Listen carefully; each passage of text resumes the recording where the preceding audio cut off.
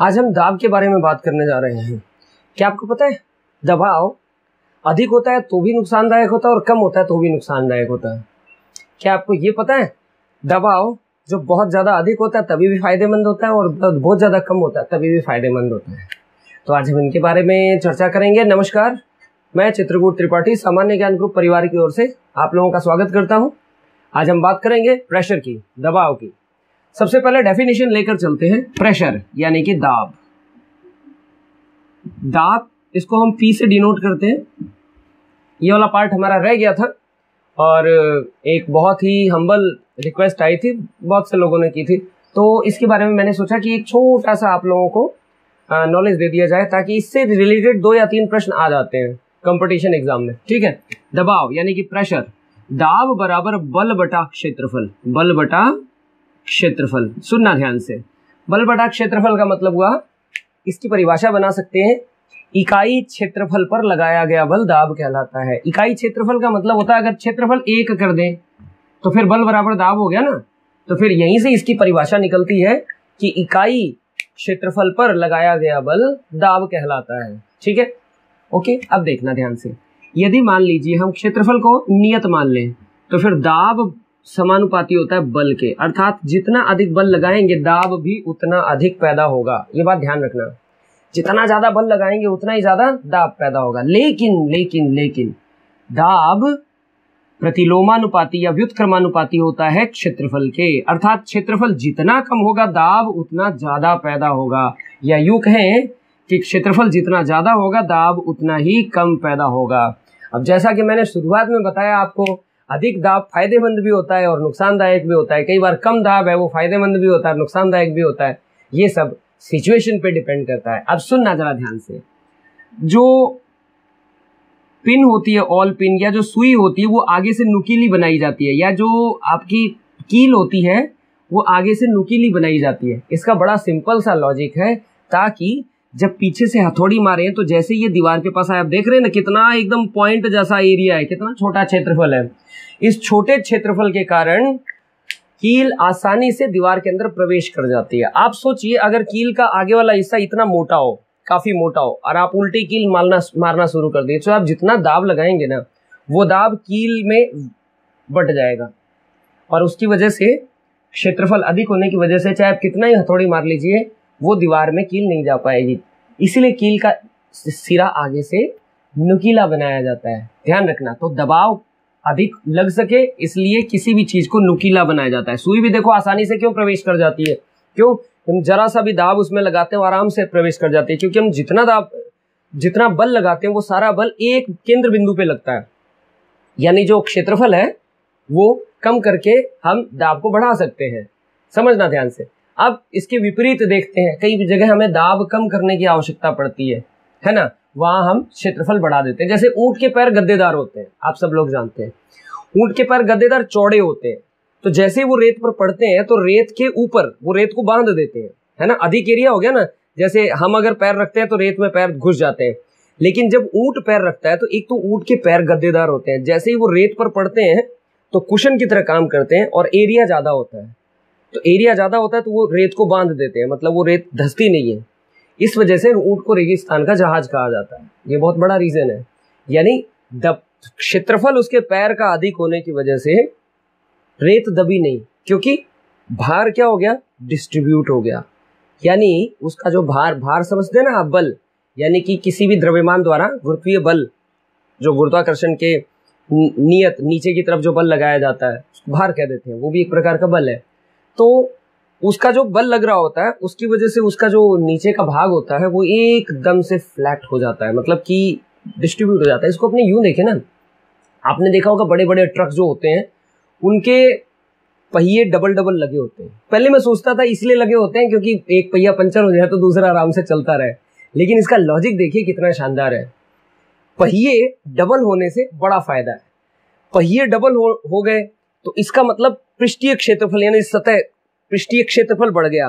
पृष्ठीय क्षेत्रफल बढ़ गया तो फिर दाब कम हो गया।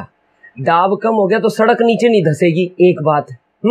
टायर जल्दी नहीं घिसेंगे, दूसरी बात। ये दोनों बहुत ही शानदार काम हो जाते हैं। तो इसीलिए चक्के डबल कर देते हैं। डबल करने से एरिया ज्यादा हो जाता है। और आप देखिए चक्के चौड़े भी बनाए जाते हैं। जितनी बड़ी गाड़ी होगी देखना उसके चक्के उतने ही चौड़े होंगे, ठीक है ना। इस वजह से उस पर क्या दबाव डिस्ट्रीब्यूट हो जाता है, यानी दबाव कम लगता है। तो आप देखिए दाब क्षेत्रफल के व्युत्क्रमानुपाती होता है। अच्छा, दाब का मात्रक क्या है? वैसे तो इसका अंतरराष्ट्रीय मात्रक यानी एसआई मात्रक पास्कल होता है, पास्कल। लेकिन दाब के अन्य मात्रक भी हैं। दाब का एक मात्रक वायुमंडलीय दाब के बराबर होता है, एक होता है बार, एक होता है एटीएम एटमॉस्फेरिक प्रेशर, एक होता है टोर। इस तरह से बड़े मात्रक है इसके। लेकिन सबसे ज्यादा जो मात्रक काम में आता है वो बार, एटीएम और पास्कल, ये होता है। ये सीजीएस में होता है, ठीक है। और ये एटीएम सिंपल मात्रक होता है जिसमें एटमॉस्फेरिक प्रेशर में लिया जाता है। जैसे इस समय हमारे ऊपर जितना प्रेशर लग रहा है वो एक एटीएम का प्रेशर है इस समय हमारे ऊपर। तो आप देखिए अगर हमारे ऊपर एक एटीएम का प्रेशर लग रहा है, एक एटीएम का प्रेशर क्या होता है? जब किसी कॉलम में पारा 76 सेंटीमीटर तक चढ़ जाए, 76 मीटर तक चढ़ जाए, उस समय उस पर जितना दाब महसूस हो रहा होता है उसे एक एटीएम दाब कहते हैं। ये बात हमेशा ध्यान रखना, ओके। जबकि बार क्या होता है? जब किसी कॉलम में पारा 75 सेंटीमीटर चढ़ जाए तो उसको एक बार कहते हैं। तो एक बार और एक एटीएम में बहुत ज्यादा अंतर नहीं होता है, ठीक है। जबकि एक पास्कल अलग होता है।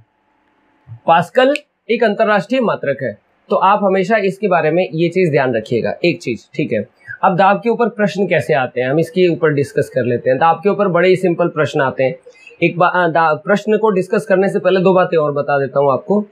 हमारे शरीर को ऊपर से बाहर से जितना दाब लगता है ना, हमारा शरीर अंदर से भी उतना ही दाब पैदा करता है। हमारा जो हृदय जब धड़कता है तो हृदय जब इतनी तेजी से पंप करता है कि उतना दाब, जितना बाहर का दाब है हमारे ऊपर लग रहा है, उतना दाब अंदर से भी आ जाता है। यानी अंदर का दाब और बाहर का दाब दोनों एक दूसरे को समान कर लेते हैं। सोचिए अंदर का दाब बढ़ने लग जाए तो हमारा शरीर फूलने लग जाएगा, इसे दाब आधिक्य कहते हैं। तो दाब आधिक्य का कंडीशन कभी होता नहीं है, नॉर्मल कंडीशन होता है। नॉर्मल कंडीशन में क्या होता है? दोनों दाब एक दूसरे को समान करके रखते हैं। अगर आपको दाब के बारे में एक एक्सपेरिमेंट छोटे बच्चों को किया जाता है, एक छोटा सा कनस्तर या ड्रम या छोटा सा प्लास्टिक की बोतल ले लेते हैं, उसके अंदर गर्म पानी भर देते हैं, है ना। गर्म पानी भरने के बाद में आधा गर्म पानी भर दिया तो ये भाप से पूरा का पूरा भर जाएगा और थोड़ा भाप निकलने लग जाएगा। आप इस पर ढक्कन लगा दीजिए, तो ढक्कन लगाने की वजह से जब ये भाप ठंडी होकर नीचे बैठेगी तो यहाँ स्पेस पैदा हो जाएगा इसके अंदर। तो जब वो स्पेस पैदा हो जाएगा तो ये बोतल पिचक जाएगी। इसका कारण क्या है? इसका कारण है कि चारों तरफ वायुमंडल की तरफ से इस पे दाब लग रहा होता है, लेकिन अंदर का दाब तो लग नहीं रहा होता, क्योंकि अंदर तो कुछ होता नहीं है। जो भी वाष्प होती है वो नीचे बैठ चुकी होती है, इस वजह से वो बोतल पिचक जाती है। इससे हम ये सिद्ध कर सकते हैं कि वायु दाब डालती है, ठीक है। तो इसी तरह हमारे शरीर पे भी दाब लगता है और शरीर के अंदर से भी दाब लगता है। यही रीजन है कि जैसे जैसे हम ऊंचाई पर जाते हैं वैसे वैसे बाहर का दाब कम होता जाता है, जबकि अंदर का दाब बढ़ता जाता है। सिंपल सी बात है। तो जिन लोगों का लो ब्लड प्रेशर होता है उनको पहाड़ों पर जाने की सलाह दी जाती है। मैं ऐसे समझाता हूं, मान लीजिए ये कोई कल्पना है, ऐसा कुछ होता नहीं है, लेकिन एक कल्पना मानिए कि ये सिर्फ एक कल्पना है, फिर बता रहा हूं। जैसे मान लीजिए ये हमारे शरीर का अंदर और ये बाहर का माहौल है। तो यहां से मान लो आप एक एटीएम का प्रेशर लग रहा है और शरीर के अंदर से भी क्या है, रक्त दाब की वजह से एक एटीएम का प्रेशर लग रहा है। लेकिन कुछ लोगों में अंदर का दाब एक एटीएम की बजाय 0.75 एटीएम हो जाता है, ठीक है ना। समझना कितना हो जाता है, 0.75 एटीएम। तो अगर 0.75 एटीएम हो जाएगा तो फिर बाहर का दाब बढ़ जाएगा ना, तो इसी को कहते हैं लो ब्लड प्रेशर। ऐसे में जब हम पहाड़ों पर जाते हैं तो पहाड़ों पर जाने के बाद में क्या होता है कि हम जो बाहर का वायुमंडलीय दाब है वो कितना हो जाता है, 0.75 मान लो, तो दोनों बराबर हो गए ना। तो जिन लोगों का लो ब्लड प्रेशर होता है उनको पहाड़ों पर जाने की सलाह दी जाती है कि जो पहाड़ी इलाकों में, ताकि उनका जो दोनों दाब आधिक्य का जो अंतर है उसको समान किया जा सके। इसी तरह से जो लोग हाई ब्लड प्रेशर है उनको बिल्कुल, हाई ब्लड प्रेशर में क्या होता है कि ये जो है ना प्रेशर अंदर का ये थोड़ा सा ज्यादा हो जाता है ब्लड प्रेशर की वजह से, तो उनको ऐसी मेडिसिन दी जाती है ताकि उनका blood pressure atmospheric blood pressure के हिसाब से हो जाए। तो anti diuretic medicine diuretic medicine दी जाती हैं। तो डायूरेटिक मेडिसिन क्या होती हैं, बॉडी से पानी को खींच के बाहर निकाल लेती हैं। तो जब पानी को खींच के बाहर निकाल लेते हैं तो खून गाढ़ा हो जाता है, खून गाढ़ा हो जाता है तो उसका प्रेशर थोड़ा बहुत कम हो जाता है। तो इस तरह से भी कई बार प्रेशर मेंटेन कर देते हैं। ठीक है, तो ये तो था प्रेशर से रिलेटेड दो बातें जो मैंने आपको बतानी थी। यही रीजन है कि जैसे हम स्पेस में जाते हैं तो स्पेस में बाहर का दाब तो लग नहीं रहा होता है, जबकि अंदर का दाब होता है 1 ATM के आसपास, है ना। तो उसकी वजह से क्या होता है, हमारा रुधिर जो है वो नसों को फाड़ के बाहर निकल जाता है, यानी कि हमारी वेन्स फट जाती हैं, ब्रेन हेमरेज हो जाता है, दूसरी बहुत सी चीजें हो जाती है। आप कुछ सेकंड से लेकर कुछ सेकंडों तक ही जीवित रह सकते हैं, उसके बाद ब्रेन की सारी नसें, बॉडी की सारी नसें अंदर ही अंदर फट जाएंगी और इंसान की मृत्यु हो जाएगी। इसीलिए जब भी स्पेस में जाते हैं एक खास तरह का पोशाक पहन के जाते हैं, एक खास तरह की ड्रेस होती है जिसमें उस ड्रेस में बाहर का दाब मेंटेन किया हुआ होता है जितना बॉडी के अंदर का दाब होता है। ठीक है, तो ये तो था दाब के बारे में कुछ छोटा मोटा। अभी इसका एक पार्ट और बनाऊंगा, इसीलिए मैंने आज छोटा सा बनाया है। आप इस पे से प्रश्न देखिए किस तरह से आता है। पहला प्रश्न आता है, निम्नलिखित में से दाब किसके समानुपाती होता है। पहला ऑप्शन बल, दूसरा ऑप्शन क्षेत्रफल, तीसरा ऑप्शन उपरोक्त दोनों और चौथा ऑप्शन उपरोक्त में से कोई नहीं। इसका उत्तर क्या हो जाएगा? हाँ, इसका उत्तर क्या हो जाएगा बताइए? 1 2 3 4 और ये 5। बताइए इसका उत्तर क्या हो जाएगा? इसका उत्तर हो जाएगा बल। ठीक है, क्योंकि बल के समानुपाती होता है। दूसरा, अगर हम बात करें कि निम्नलिखित में से दाब के प्रतिलोमानुपाती कौन सी राशि है, इसका जवाब क्या हो जाएगा? वही 4 ऑप्शन है, तो इसका जवाब क्या हो जाएगा? बी ऑप्शन हो जाएगा। क्षेत्रफल दाब के व्युत्क्रमानुपाती होता है। यह प्रश्न ऐसे भी आ सकता है कि ऐसी कौन सी राशि है जो दाब बढ़ाने पर ऐसी कौन सी राशि है जो क्षेत्रफल बढ़ाने पर डिक्रीज हो जाए, क्षेत्रफल बढ़ाने पे कम हो जाए। ठीक है, पहला है बल, दूसरा है ऊर्जा, तीसरा है कार्य और चौथा है दाब। तो इसका सही उत्तर क्या हो जाएगा? एकदम परफेक्ट जा रहे हैं आप लोग, दाब। दाब से रिलेटेड और भी बहुत से प्रश्न बनते हैं। एक प्रश्न और बनाता हूं दाब से रिलेटेड। कील के आगे का सिरा नुकीला बनाया जाता है क्योंकि आपके पास 4 ऑप्शन है। पहला ऑप्शन है, इसका आंसर सही से देना, कील का अगला सिरा नुकीला बनाया जाता है क्योंकि पहला ऑप्शन है दाब को कम किया जा सके, दूसरा ऑप्शन है दाब को बढ़ाया जा सके, तीसरा ऑप्शन है ताकि कील के आगे का क्षेत्रफल कम किया जा सके, और चौथा ऑप्शन उपरोक्त में से कोई नहीं। बिल्कुल 5 सेकंड देता हूं, इसका सही उत्तर देने वाला जीनियस कहलाएगा। ठीक है, 1 2 3 4 और ये 5। इसका सही उत्तर क्या होगा? हाँ, इसका सही उत्तर होगा बी, दाब को अधिक करने के लिए, यानी दाब बढ़ाने के लिए। अरे भाई, हमें क्षेत्रफल तो हमने कम इसलिए किया ना ताकि दाब बढ़े, जबकि थर्ड में क्या है, क्षेत्रफल कम करने के लिए हमें कील के आगे का सिरा नुकीला बनाना पड़ता है। तो क्षेत्रफल कम करने से क्या होगा? क्षेत्रफल हम इसलिए कम करते हैं ताकि दीवार में आसानी से घुस जाए। किसका क्षेत्रफल? यहाँ कोई तीसरे ऑप्शन में आपको कोई पूरी इंफॉर्मेशन नहीं दी है। क्षेत्रफल कम करने के लिए किसका? दीवार का क्षेत्रफल कम करने के लिए, कील का क्षेत्रफल कम करने के लिए। किसका क्षेत्रफल कम करने के लिए कील का आगे का हिस्सा नुकीला बनाया जाता है। तो क्षेत्रफल कम करने के लिए नुकीला नहीं बनाएंगे, नुकीला बनाएंगे तो वो तो ऑटोमेटिक कम हो जाएगा। लेकिन उस चीज को नुकीला बनाने का लॉजिक क्या है? अगर इस तरह से प्रश्न आता है तो इसका वो जो लॉजिक होगा वो कि इसलिए कील का आगे का सिरा नुकीला बनाया जाता है। किस लिए बनाया जाता है? ताकि दाब को बढ़ाया जा सके। दाब जब बढ़ेगा तब वो कील आसानी से अंदर प्रवेश कर जाएगी। ठीक है, तो इसमें ये चीज छुपी हुई है। कई बार इस तरह के प्रश्न आते हैं और आप कंफ्यूज हो जाते हैं, तो इसका सही आंसर हो जाएगा बी।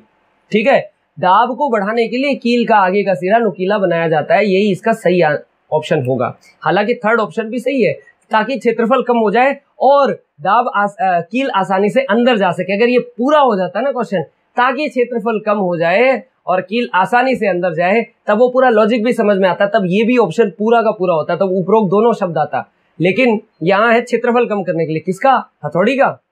यहाँ पूरी इंफॉर्मेशन नहीं है किसका क्षेत्रफल कम करने के लिए, तो इसलिए ये सी ऑप्शन गलत है। तो आप ध्यान रखना, अगर आपके पास अधूरा इंफॉर्मेशन वाला कोई ऑप्शन आता है तो वो ऑप्शन हमेशा गलत होता है।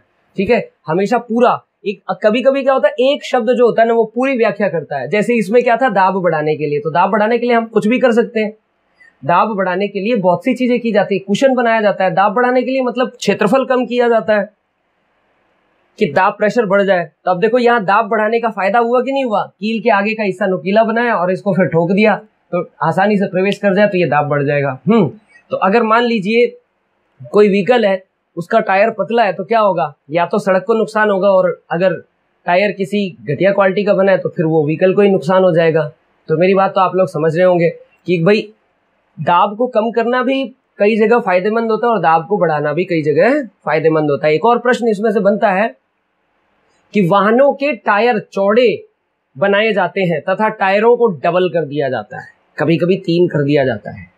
इसका मुख्य कारण है ए ऑप्शन, ताकि टायर कम घिसे, बी ऑप्शन, ताकि सड़क पर दबाव कम किया जा सके, सी ऑप्शन, उपरोक्त दोनों, और डी ऑप्शन, उपरोक्त में से कोई नहीं। मेरे ख्याल से लॉजिक आप सब लोगों को समझ में आ गया होगा। 5 सेकंड दे देता हूं, 1 2 3 4 और ये 5। तो इसका सही उत्तर क्या हो जाएगा, उपरोक्त दोनों। भाई दोनों फायदे हैं। अच्छा एक और बात बता दूं, कई बार क्या होता है, कार वगैरह का अलाइनमेंट कराया जाता है कि उसके चक्के सीधे कराए जाते हैं, क्योंकि चक्के जब टेढ़े हो जाते हैं ना हल्के फुल्के, तो एक चक्का तो घिस जाएगा, मतलब एक टायर तो घिस जाएगा, एक रह जाएगा, तो टायर जल्दी जल्दी घिसते हैं। लेकिन अगर दोनों अलाइनमेंट सही हो जाए, दोनों चक्कों पे बराबर दबाव लगता है एकदम, तो फिर वो चीज सही चलती है और टिकाऊ रहती है, जल्दी खराब नहीं होती है। मेरे ख्याल से समझ में आ गया होगा। एक क्वेश्चन और बता देता हूँ शानदार, कि कार का अलाइनमेंट कराने से मुख्य फायदा होता है। तो इसका उत्तर क्या हो जाएगा, 4 ऑप्शन है आपके पास। कार ठीक से चलती है, बी ऑप्शन, कार के दोनों चक्कों पर दबाव समान होने से उसमें फ्रिक्शन यानी कि दबाव समान होने से चक्के समान रूप से घिसते हैं, और तीसरा ऑप्शन उपरोक्त दोनों, और चौथा ऑप्शन उपरोक्त में से कोई नहीं। तो इसका उत्तर क्या हो जाएगा, इसका उत्तर बी हो जाएगा। ठीक है, अगर मान लीजिए इस तरह से प्रश्न आया कि दाब की एसआई यूनिट क्या है, पास्कल, टोर, एटीएम या एमएम, एचजी, तो इसका सही उत्तर क्या हो जाएगा, दाब की एसआई यूनिट क्या है, पास्कल। अब दाब के बारे में एक चीज और कुछ लोग पूछ लेते हैं कि भाई प्रेशर और ऊर्जा में क्या संबंध है। तो भाई प्रेशर का ऊर्जा के साथ वैसे तो कोई संबंध है नहीं, ना ही आपकी परीक्षा में पूछ लेते हैं। ठीक है, फिर भी मैं अपने अगले स्टेप में जो अगला इसका पार्ट लेकर आऊंगा दबाव का, उसको आप बड़ा ध्यान से देखिएगा, क्योंकि उसमें कुछ और शानदार प्रश्न पूछे गए हैं जिनको मैंने नोट करने की कोशिश की, आप लोगों के दिमाग में डालने की कोशिश की। ये तो सिर्फ अभी तक हमारा 8वीं क्लास तक का पार्ट था जो मैंने आप लोगों को बताया है कंपटीशन एग्जाम के दृष्टिकोण से। अब जो इसके बाद वाला पार्ट आएगा थोड़ा सा हार्ड होगा। ठीक है, उसको हम समझेंगे कि भाई प्रेशर क्या चीज होती है, मतलब हाइड्रोलिक प्रेशर क्या होता है, ब्रेक्स में प्रेशर कैसे अप्लाई होता है। इन बातों को अगर आपको देखना है तो आपको अगली क्लास का इंतजार करना होगा। इसी के साथ ही आज आप सब लोगों को स्वतंत्रता दिवस की बधाई देने के साथ साथ मैं आपको ढेर सारा नमन करता हूँ। ईश्वर हम सबको स्वतंत्रता की इस पावन बेला पर सफल करें। इसी के साथ ही वंदे मातरम, जय हिंद, जय भारत।